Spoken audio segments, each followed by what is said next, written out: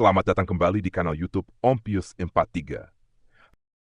Kali ini kita akan membahas buku yang ditulis Edward Bok, The Americanization of Edward Bok, The Autobiography of a Dutch Boy 50 Years After, yang terbit pada tahun 1921. Edward Bok berusia 6 tahun ketika, pada tahun 1870, keluarganya tiba di New York.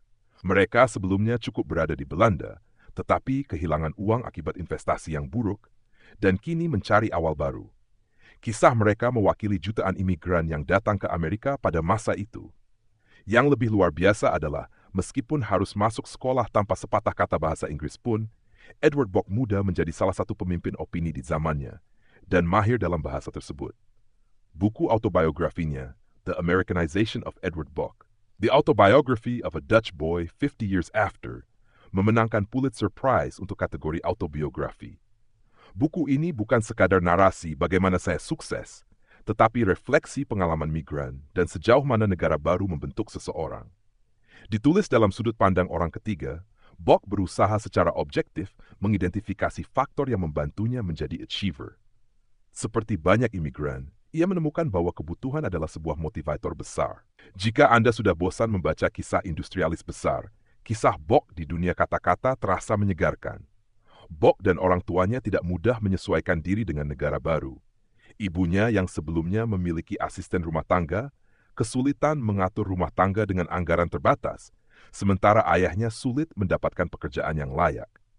Untuk membantu keluarga, Bok mulai menunjukkan jiwa kewirausahaan dengan menjual air dan limun di tram Brooklyn, kemudian membersihkan jendela toko roti, dan melayani pelanggan seharga 50 sen seminggu.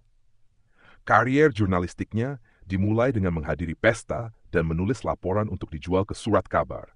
Pada usia 13, Bok berhenti sekolah untuk bekerja sebagai office boy di Western Union Telegraph Company, tempat ayahnya menjadi penerjemah. Khawatir dengan minimnya pendidikan dan ingin meniru kesuksesan tokoh-tokoh besar, ia menabung untuk membeli ensiklopedia biografi yang kemudian menjadi dasar kampanye menulis surat untuk mengumpulkan tanda tangan tokoh terkenal. Menakjubkan, ia menerima surat dari banyak tokoh berpengaruh, termasuk Presiden Garfield dan Hayes, serta Jenderal Ulysses Grant dan William Sherman.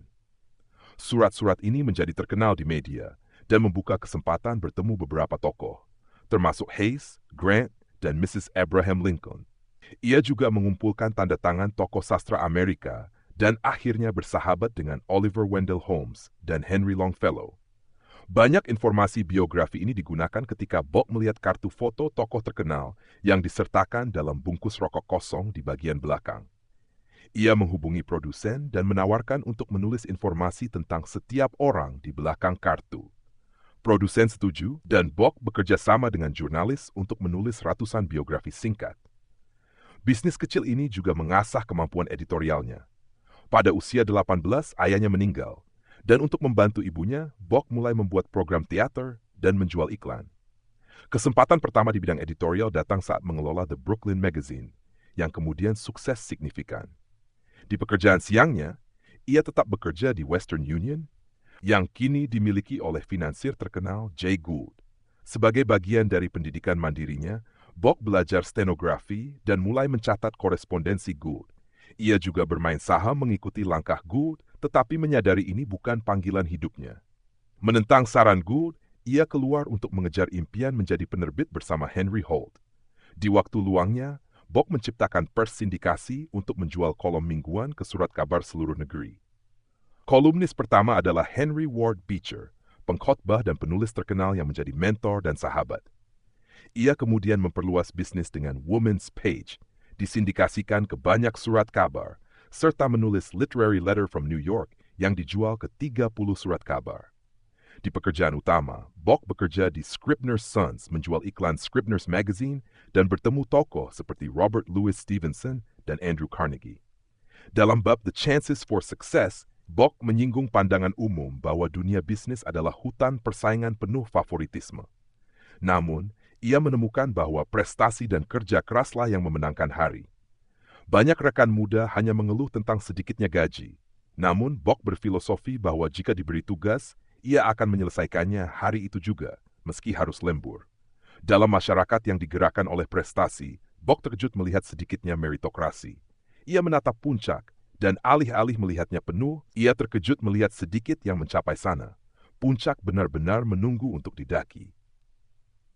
Dengan filosofi bahwa a person got in this world about what he worked for, ia mencapai lebih banyak pada usia 25 jika dibandingkan banyak orang di sepanjang karier. Pada tahun 1889, meski menentang saran rekan di Scribners dan ibunya, Bock menjadi editor Ladies' Home Journal, sebuah majalah dengan sirkulasi sekitar 440.000. Ia menerima pekerjaan ini bukan karena tahu tentang wanita, tetapi karena melihat potensi besar pembaca wanita dan publikasi. Bock ingin majalah lebih santai dan memiliki daya ungkit dengan artikel berkualitas tinggi. Departemen baru menarik ratusan ribu surat dari pembaca, sebagian besar dijawab. Ia melihat majalah sebagai pusat informasi besar, sehingga pelanggan sangat loyal. Sirkulasi pun meningkat pesat. Setelah bagian baru diterapkan, Bock menaikkan kualitas dengan menyertakan novel penulis ternama seperti Rudyard Kipling, serta non-fiksi oleh Jane Addams dan Helen Keller. Ia juga menampilkan tulisan Presiden AS mulai Benjamin Harrison hingga Theodore Roosevelt. Majalah sukses karena selain mengikuti selera populer, Bock berusaha memperluas cakupan dan meningkatkan standar. Publik Amerika selalu menginginkan sesuatu sedikit lebih baik dari yang mereka minta, dan orang sukses yang memenuhi ini mengikuti aturan emas ini. Dalam jangka panjang, ini menciptakan kepuasan dan loyalitas yang lebih besar. Bock juga memperbaiki kehidupan rumah tangga pembaca, misalnya dengan mencetak desain rumah siap bangun bagi mereka yang tidak mampu menyewa arsitek. Stanford White bahkan menyatakan Bock lebih memengaruhi arsitektur domestik Amerika secara positif daripada siapapun di generasinya. Ia menampilkan foto interior rumah dan karya seni terkenal, menginspirasi jutaan rumah. Sirkulasi majalah sempat menembus 1 juta eksemplar per edisi.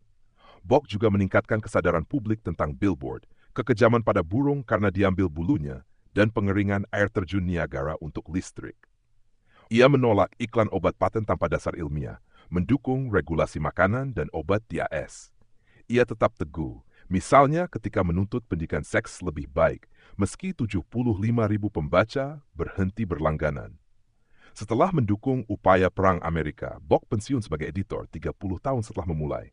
Majalah itu kini menjual 2 eksemplar per edisi, menjadi aset majalah paling berharga di dunia dan institusi nasional. Di masa pensiun, Bock menulis buku dan menjadi dermawan. Endowmentnya termasuk American Peace Award senilai $100.000, Harvard Advertising Awards, Philadelphia Commission, dan kursi sastra di Princeton University. Ladies' Home Journal masih diterbitkan hingga kini. Imigran Belanda dengan sedikit pendidikan yang memengaruhi generasi melalui majalah wanita, kisah Bock adalah contoh klasik seorang migran yang sukses. Perbandingan terdekat adalah Oprah Winfrey yang mempromosikan buku dan membaca di tengah televisi yang menurun kualitasnya. Seperti Bock, Oprah memberi sesuatu lebih tinggi dari yang diminta publik. Orang-orang ini tidak hanya menjual produk, tetapi dihormati dan dicintai.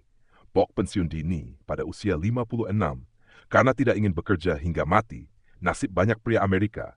Ia tetap Eropa, menempatkan kualitas hidup di atas segalanya. Ia mengagumi idealisme Amerika, tetapi mengkritiknya karena fokus berlebihan pada kuantitas daripada kualitas.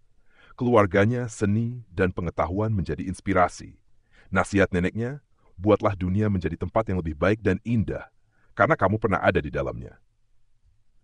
Dengan meningkatkan pengetahuan dan budaya masyarakat Amerika, Edward Bock memenuhi ukuran kesuksesan neneknya.